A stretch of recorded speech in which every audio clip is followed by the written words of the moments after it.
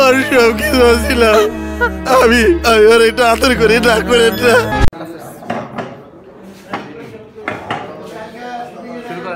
আপনার বক্তব্য শুরু করেন। আসলে আমি বাংলাদেশ চলচ্চিত্রে আসছি, সফল আমি এখনো হতে পারি নাই। আমি সফলতার জন্য চেষ্টা করে যাচ্ছি, কারণ আমি বিশ্বাস করি এখনো বাংলাদেশের 17 কোটি মানুষ সবাই আমাকে চেনে না। যখন বাংলাদেশের 17 কোটি মানুষ শিশু ছাড়া আমাকে সবাই চিনবে এবং জানবে যে রাসেল মিয়া নামে একজন চলচ্চিত্র অভিনেতা বাংলা চলচ্চিত্রতে আছে, তখন আমি নিজেকে সফল মনে করবো ইনশাআল্লাহ। তারপরেও আপনারা যারা আমাকে ভালোবাসেন, আমাকে সফল বলেন, আমি আপনাদের কাছে কৃতজ্ঞ। দোয়া করবেন আমি যেভাবে আমার ভাইয়ারে, ময়নার শেষ কথা, গোয়া এরকম হিট ছবি যেন আমি ইনশাআল্লাহ মার্কেটে দিতে পারি। পারিবারিক সম্বন্ধে একটু কথা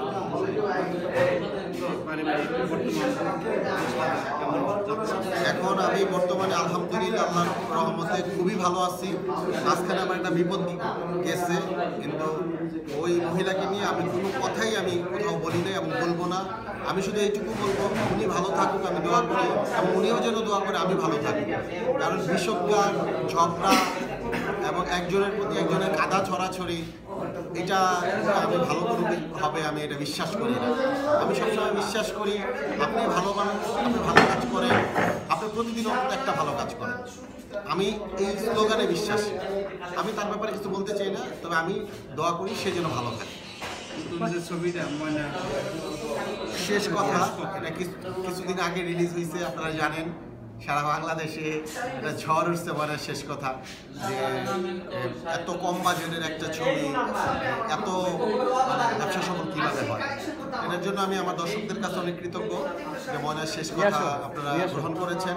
এবং এই নতুন 2025 সালে আমার একদম একটা ছবি আসতেছে গোয়ার। এই ছবিতে অভিনয় করেছেন আমি, মিশা সওদাগর, জলি। আপনারা এই ছবিটাও দেখতে সিনেমা হলে আসবেন। এটা আমার জীবনে সবচেয়ে বড় বাজেট।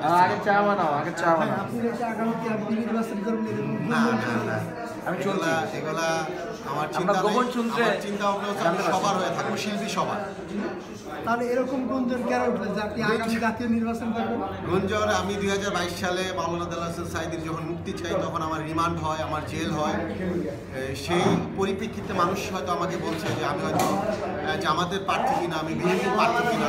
তবে আমি বলবো যে আমি চাই না, কিন্তু যদি আমার উপজেলার জনগণ যদি আমাকে জনপ্রতিনিধি ধরে, জনপ্রতিনিধি বানায়, তাহলে আমি হয়ে যাব। তবে আমি সবার হয়ে থাকতে চাই। ছবিটা কতদিন পরে 2025-এর শুরুতেই আমার ছবিটা ইনশাল্লাহ, আমার প্রযোজক মহোদয়ের সাথে আমার কথা হয়েছে, ছবিটা ইনশাল্লাহ এই রোজার ঈদে আসবে।